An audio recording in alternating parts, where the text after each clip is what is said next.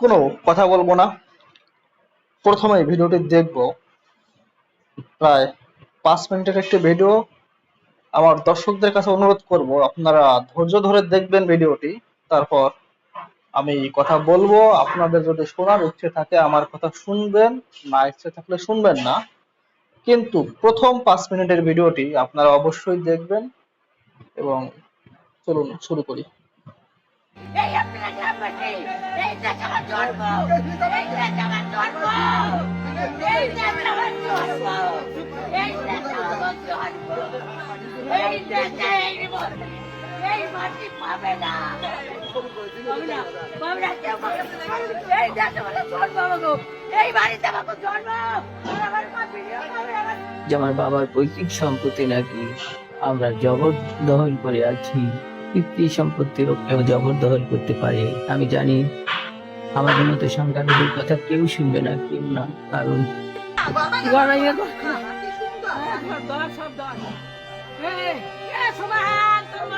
তুই মরবি, তোর মরতে হবে, তুই মরবি, তোর মরতে হবে, ওই যে একজনের ক্যান্সার হয়েছে, তোর মরতে হবে, তুই মরবি, তোর মরতে হবে, সুবহান, তোর মরতে হবে, তোর মাটি জুটবে না, তোর মাটি জুটবে না, সুবহান, এই সুবহান, তোর মাটি জুটবে না, তোর এত কি হয়েছে, তোর ক্যান্সার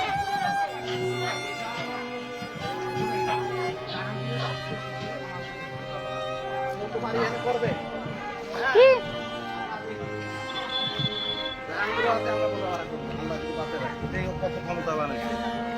বুঝছেন?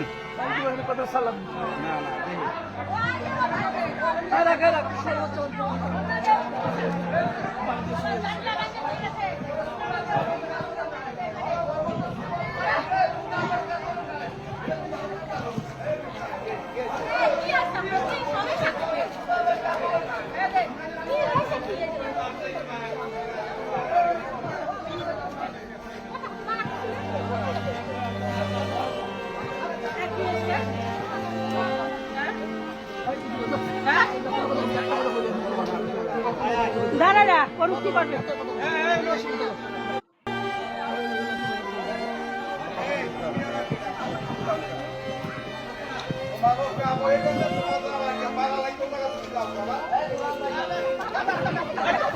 ও সেদিকে যাবে বাদে দেখে ও ও আমার সেদিকে বাচ্চা সব তুলে নিয়ে ও ও আমার বাচ্চা ও ও এটা ওটা বলে বাচ্চা আমার বাচ্চা ওই সমাজ এই সমাজ ওই সমাজ বাচ্চা এই কুমার বাচ্চা আছে এই কুমার বাচ্চা আছে কুমার এই কুমার বাচ্চা কেউ বলতে পারে না ওই বড়াইটা এই কুমার কে শান্তি দে আজকে দিনে বাচ্চারা কুমার উদান দিদি আপনাকে দিদি এই আপনারা গ্রামবাসী এই দেশ আমার জন্ম এই দেশ আমার জন্ম এই দেশ আমার জন্ম এই দেশ আমার জন্ম এই দেশে এই মাটি পাবে না পাবে না পাবে না কেউ পাবে না এই দেশ আমার জন্ম আমাকে এই বাড়িতে আমাকে জন্ম আর আমার মা ভিডিও পাবে আমার জীবন পাখি দাঁড়ায় থাকে আমার জীবন পাখি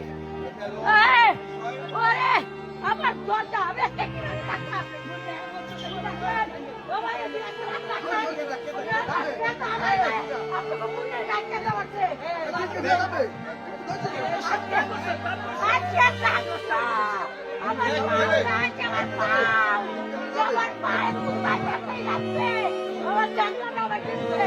আমার পায়ে ধর আমার পায়ে পায়ে আমি এইভাবে প্রশাসন আমার টাকা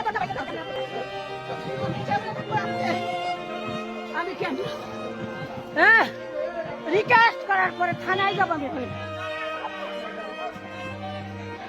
দিলাম যে আমার বাবার পৈতৃক সম্পত্তি নাকি আমরা জবরদখল করে আছি, পিতৃ সম্পত্তিও কেউ জবরদখল করতে পারে। আমি জানি আমাদের মতো সংখ্যালঘুর কথা কেউ শুনবে না, কেউ না, কারণ আমাদের কথা কানেও যাবে না।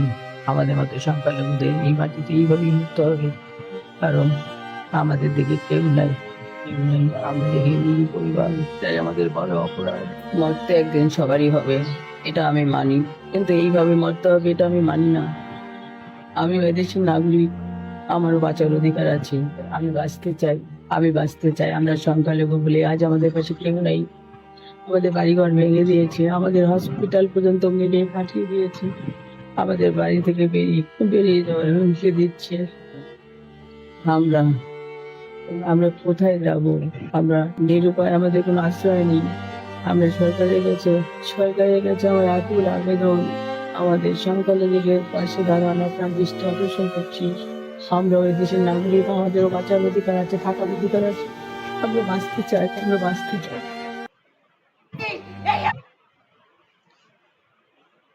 তো আপনারা শুনলেন ভিডিওটি। আমি স্ক্রিন রেকর্ডিং করছিলাম, তাই আমাকে সম্পূর্ণ ভিডিওটি শুনতে হয়েছে। যেহেতু ভিডিও করে দেয়, প্রত্যেকটি ভিডিও আমাকে বারবার শুনতে হয়, প্রতিটি বিষয়ে নজরদারি করতে হয়।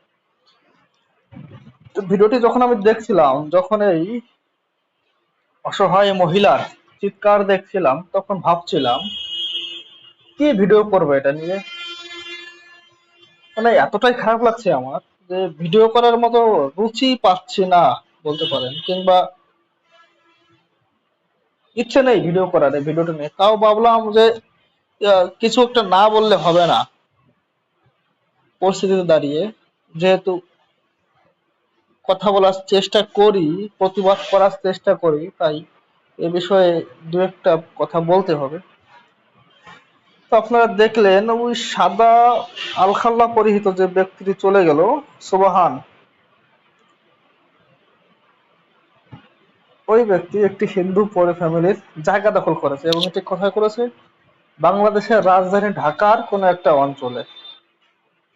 এবং এই দেখুন, এই বাড়িঘর ভাঙচুর করে দখল করে নিয়েছে জায়গা। তো হিন্দুদের জায়গা মুসলিমরা দখল করে নিয়েছে, এটা নতুন কিছু নয়। কারণ বাংলাদেশে আমরা প্রতিদিনই এই ধরনের ঘটনা দেখি, এই ধরনের ঘটনা আমাদের কানে আসে, চোখের সামনে আসে, খবরে প্রকাশিত হয় না, কিন্তু ফেসবুকে নিউজ ফিডে ঠিকই পাই। তো এটা নতুন কিছু নয়, এটা বাংলাদেশের চিরাচরিত সেই পুরনো রূপ। স্বাধীনতার পর থেকে, বলবো না, মানে সেই 1947 সালে দেশ ভাগ হওয়ার পর থেকেই এটা চরম আকার ধারণ করেছিল। কিন্তু বাংলাদেশের প্রশাসন, শাসক গোষ্ঠী কখনো এটাকে প্রতিরোধ বা প্রতিহত করার চেষ্টা করেনি, বরং সবসময় নিজেদের রাজনৈতিক প্রভাব ধরে রাখার জন্য তারা সাপোর্ট করেছে নীরবে। যেহেতু বাংলাদেশের অধিকাংশ মানুষ, অর্থাৎ 90% মুসলিম, সেহেতু ইসলামের বিরুদ্ধে হয় এমন কিছু করা যাবে না, কিংবা মুসলিমদের বিরোধিতা করে কোনো কিছু করা যাবে না, তাহলে ভোট ব্যাংক অসন্তুষ্ট হতে পারে। এই কারণে এর কোনো প্রতিকার বাংলাদেশ থেকে আমরা কখনো দেখিনি। এই যে হিন্দু মহিলা চিৎকার করছেন, এই জন্ম আমার, এই মাটিতে জন্ম, এই দেশে আমার জন্ম, এই মাটি আমাদের, কথাগুলো খুব হৃদয় বিদারক, বুঝতে পারলেন? কথাগুলো শুনে খুব খারাপ লাগছে। কিন্তু ওই মুসলিম যে কাজটি করেছে, সে কি এই কাজটি অনৈতিক করেছে? সেটা দেখা দৃষ্টিতে, অর্থাৎ কোন দেশের সংবিধানের দৃষ্টিতে হয়তো কাজটি ভুল। অন্য কারো সম্পত্তি দখল করা, অন্য কারো জায়গা জমি দখল করা, এটা অত্যন্ত মারাত্মক একটা অপরাধ। কিন্তু যেহেতু এখানে হিন্দু মুসলিমের সম্পর্ক, এবং মুসলিম দখলদার, বাংলাদেশটা ইসলামিক কান্ট্রি, 92% মুসলমান, সেই হেতু আমাকে সমস্ত কিছু বিচার করতে হবে ইসলামের দৃষ্টিতে, নট এই সমস্ত ইহুদি নাসারা কাফেরদের তৈরি সংবিধান, লিবারেল সংবিধান, এটা চলবে না। ইসলামের দৃষ্টিতে অমুসলিমদের সম্পত্তি দখল করা গুরুত্বপূর্ণ একটি কাজ। ইসলাম এটা বলে যে যেখানে ইসলামের শাসন চলবে, সেখানে সমস্ত অমুসলিমদেরকে চতুর্থ শ্রেণীর নাগরিক হয়ে থাকতে হবে, অর্থাৎ ওই গরু ছাগলের থেকেও নিকৃষ্ট হয়ে থাকতে হবে। তারা সেখানে জিজিয়া দেবে, এবং তারা শুধুমাত্র জীবন ধারণ করতে পারবে, মানে ঠাটবাট সম্পত্তি, টাকা পয়সা, এই সমস্ত কিছুই হবে না। তার পৈতৃক সম্পত্তি দখল করে নিয়েছে সোবহান নামে এক মুসলিম, এবং তিনি এখন হাসপাতালের বেডে শুয়েছেন, অর্থাৎ এনার সাথে মারপিটও করা হয়েছে। উনি বলছিলেন ভিডিওতে ওনার বাড়ি ঘরে হামলা হয়েছে, দরজা জানলা ভেঙে দিয়েছে। তো এগুলো ইসলাম কি সমর্থন করে? আমরা কোরআন হাদিস থেকে দেখব যে ইসলাম এটাকে সমর্থন করে কিনা, অর্থাৎ ওই অমুসলিমদের জমি সম্পত্তি দখলে ইসলাম কি বলে। চলুন কথা না বাড়িয়ে আমরা কোরআন থেকে দেখি। তো আমরা হাদিস থেকে দেখব কিভাবে মোহাম্মদ অর্থাৎ ইসলামের যে নবী সেই অমুসলিমদের সম্পত্তি দখল করতে বলছে। আমরা দেখব সুনানে আবু দাউদ তাহকিকৃত, মানে এটা হাদিস নম্বর 3003, সুনানে আবু দাউদ তাহকিকৃত, ইসলামিক ফাউন্ডেশন নয়, তাহকিকৃত থেকে এই হাদিসটি দেখাচ্ছি আপনাদেরকে, একদম সহিহ হাদিস। এই দেখুন, সুনানে আবু দাউদ বিষয়বস্তু অধ্যায় 14, বিষয়বস্তু কর, ফাই ও প্রশাসক, এর 3003 নম্বর হাদিস। আবু হুরায়রা সূত্রে বর্ণিত, তিনি বলেন, আমরা মসজিদে উপস্থিত ছিলাম, তখন মোহাম্মদ আমাদের কাছে বেরিয়ে এসে বলেন, ইহুদীদের এলাকায় চলো। আমরা তার সাথে বের হয়ে যে সেখানে গিয়ে পৌঁছলাম। মোহাম্মদ তাদেরকে ডেকে বললেন, হে ইহুদি সম্প্রদায়, তোমরা ইসলাম কবুল করলে শান্তিতে থাকবে। তারা বলল, হে মোহাম্মদ, মানে আবুল কাসিম বলেছে, আমি মোহাম্মদই বলবো, আমি অতটা সম্মান দেব না, আপনি পৌঁছে দিয়েছেন। মোহাম্মদ তাদেরকে আবার বললেন, তোমরা ইসলাম কবুল করো, নিরাপত্তা পাবে। ইহুদিরা বললে, হে মোহাম্মদ, আপনি পৌঁছে দিয়েছেন। মোহাম্মদ তাদেরকে আবার বললেন, এ দাওয়াত পৌঁছে দেওয়াই আমার উদ্দেশ্য ছিল। তৃতীয়বারও তিনি একই কথা পুনরাবৃত্তি করে বললেন, জেনে রাখো, ভূখণ্ডের মালিকানা আল্লাহ ও রসুলের। আমি তোমাদের এ ভূখণ্ড থেকে বিতাড়িত করতে চাই, সুতরাং তোমরা কোনো জিনিস বিক্রি করতে সক্ষম হলে বিক্রি করো, অন্যথায় জেনে রাখো, এ ভূখণ্ডের মালিক আল্লাহ ও তার রসুল।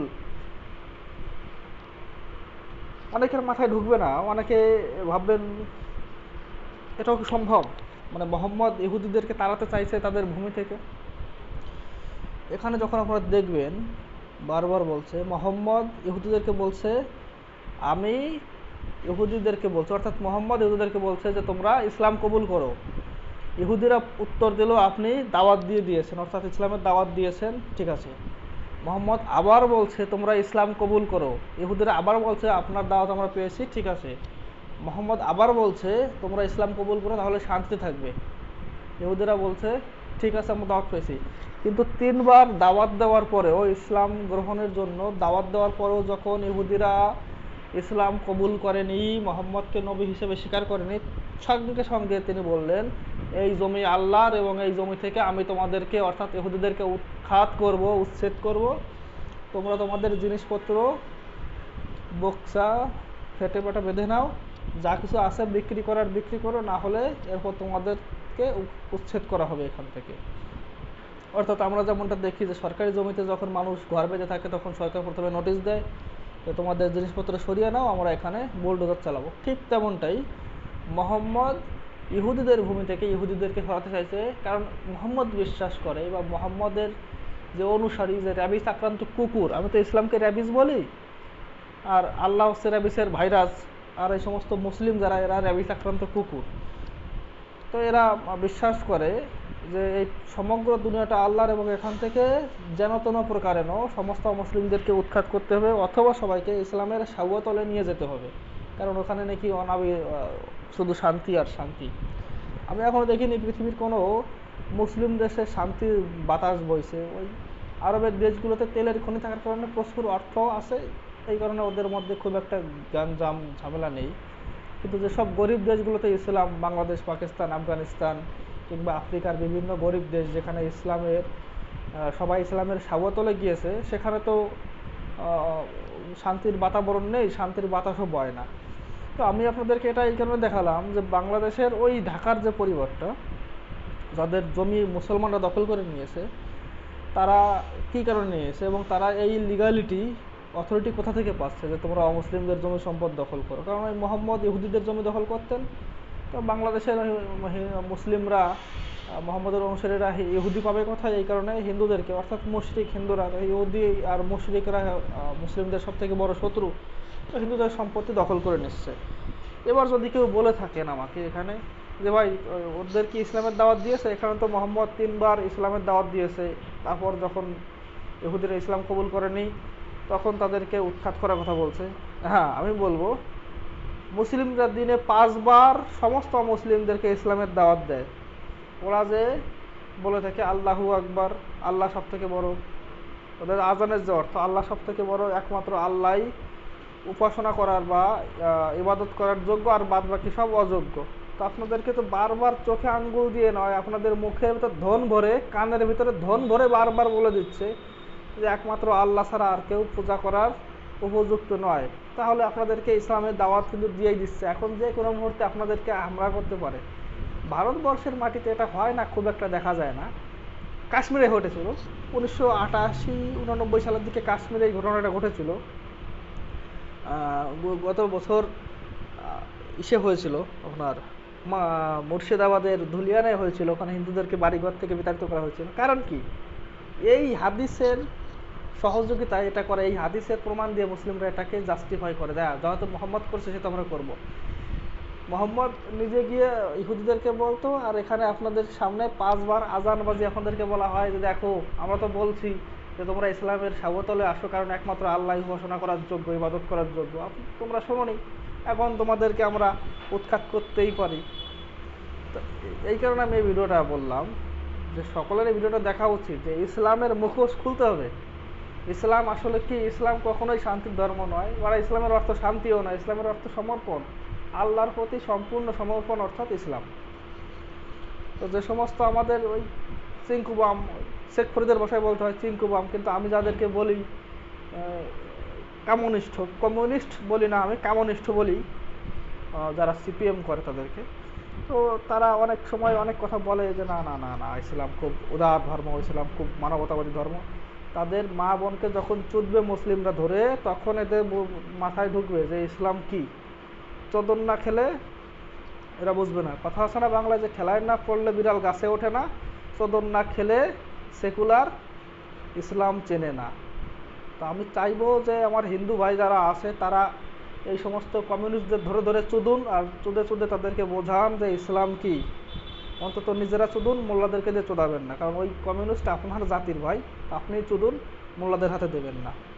তাহলে হয়তো বা আপনাদের বীর্যে কোনো একজন সিংহ পুরুষ জন্ম নিতে পারে। মোল্লা চুদলে তো কমিউনিস্টে জন্মাবে, আপনারাই চুদুন, তাহলে হয়তো বা কোনো হিন্দুত্ববাদী ভাই জন্মাবে, আমাদের রক্ষা করবে। আমাকে আবার কেউ হিন্দু ভাববেন না, আমি একজন চিন্তাশীল মানুষ, কিন্তু আমার ব্যাকগ্রাউন্ড হিন্দু, আর আমি ভারতবর্ষের অধিবাসী যেহেতু, সেই হেতু আমাকে ভারতবর্ষ রক্ষার্থে এই ইসলামক নামক র্যাবিস ভাইরাস থেকে আমার জাতিকে রক্ষা করতে, আমার সংস্কৃতি রক্ষা করতে আমার কথা বলতেই হবে, এবং অটোমেটিক্যালি এটা হিন্দুদের পক্ষেই যাবে। ধন্যবাদ সবাইকে।